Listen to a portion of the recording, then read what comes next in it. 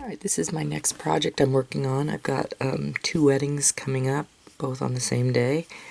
So I thought I'd just do a step-by-step of what I'm doing because it's been a hit. I've made them before, so I thought I'd give a more in-depth view. So I poured this last night, and I used black sprinkles and just black acrylic paint to get the color. And now it's dry, and so I've cut up my shapes. I used the photos they sent me as a save to date, and I'm going to now Mod Podge them on, and then you'll see the next step.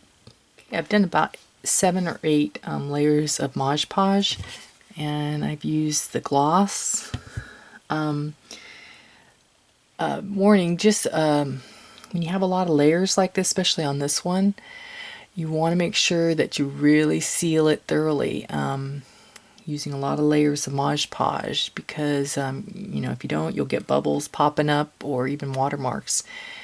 And once you pour the top layer of resin, you know, you can't fix it. So don't skip on the Mod Podge. These pictures were given to mailed to us as a save the date, and I don't want to have to find more pictures. So it's, you know, if you're impatient, you're going to have flaws. Okay.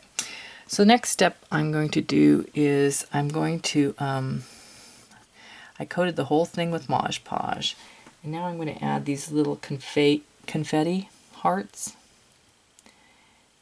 And just make sure they get on there. And I only have to do it like one time with these because they're not paper. And the actual paper right here, I took brown ink and I kind of just brushed it so the edges look a little, they don't look all new, I guess weathered or whatever you want to call it. And that's my next step, and then I'll be pouring the top layer after this dries. And that's it for now. Okay, I mixed my resin, and I'm going to pour it. And I use this, let's see, flame wood. Get it at Lowe's. It's just bigger quantity, and I think it's a little cheaper, not much. And so I'm going to pour. And then I will use my heat gun to get rid of the bubbles. Okay. And then next time I'll probably be popping these out. Okay.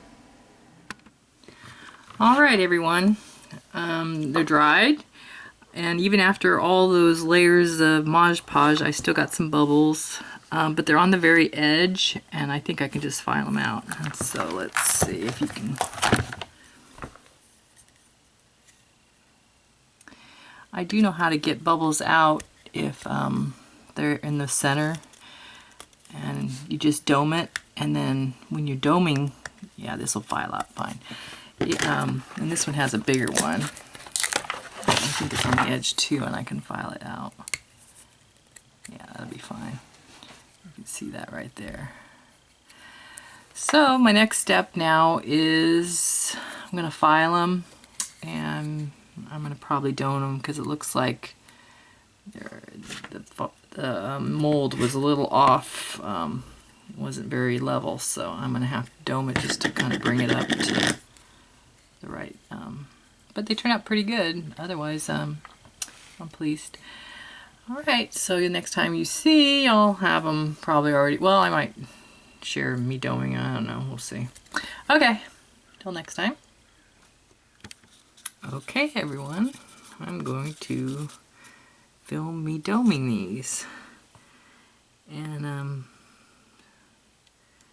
with the bubbles that I had in these, as long as you get it right on there, and let me see, when I get a toothpick, you make sure you get all the air out of that bubble, the resin will fill up that bubble, and then it won't be a bubble anymore. So You got to make sure all the air is out.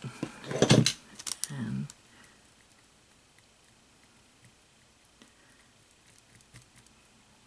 it's filling in nicely.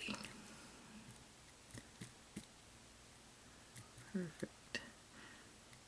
Okay. And I'm sure you've seen people dome. It's not that hard. Okay, so looks good. All right, that's what I'm doing now. So, and on to the next step after this. All right, everyone. It took me 2 different doming procedures to be comfortable with how it turned out. So, my mold that I used must have gotten warped somehow when I was storing it, and so it was really off center. And so I just kept doming it to get it right. And so now I'm going to use E6000. I'm going to use clear, and I'm going to glue it to the top of these jars. And it's about 72 hours, so I'm not going to do anything for a couple days. So that's where I'm at right now, and I'll refilm when I get done with that. Okay. Okay, it's dry, so I'm going to embellish the lid and the resin coaster. And I'm going to use, I got these I think at the dollar store a long time ago, so I'm going to do that, and then you'll see I'm going to use again the E6000 glue, and you don't really need to see me do it, but I'll show you what it looks like afterwards. Alright. Okay, this has been drying overnight, so I'm going to work on it some more. The next thing I'm doing is I'm making charms, because I'm going to have ribbon around here, and you can see this very well in the light. But these right here were just off an old necklace I got at a thrift store. I ordered these, the bride and groom, off AliExpress. Free shipping, just takes a month to get them. And then this ring I used was off, you can see, it's these, they go on the wine bottle so you know which one's yours. Since I live in wine country, got those real cheap at a garage sale. And then this was also from the thrift store, like maybe a necklace or something, so I dismantle them and make my own things. So that's what I'm at now. I'm gonna decorate these, and oh, then the next thing I'm doing is, you don't need to see me do this, but I got these at $1, 99-cent store, maybe at Walmart, and I'm gonna write date night on here, and that's where I'm at right now. Okay. All right, this is the end product.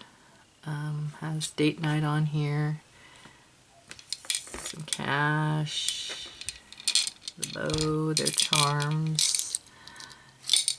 And I'm going to leave a picture of another one I've done at the very end so you can see maybe a different style.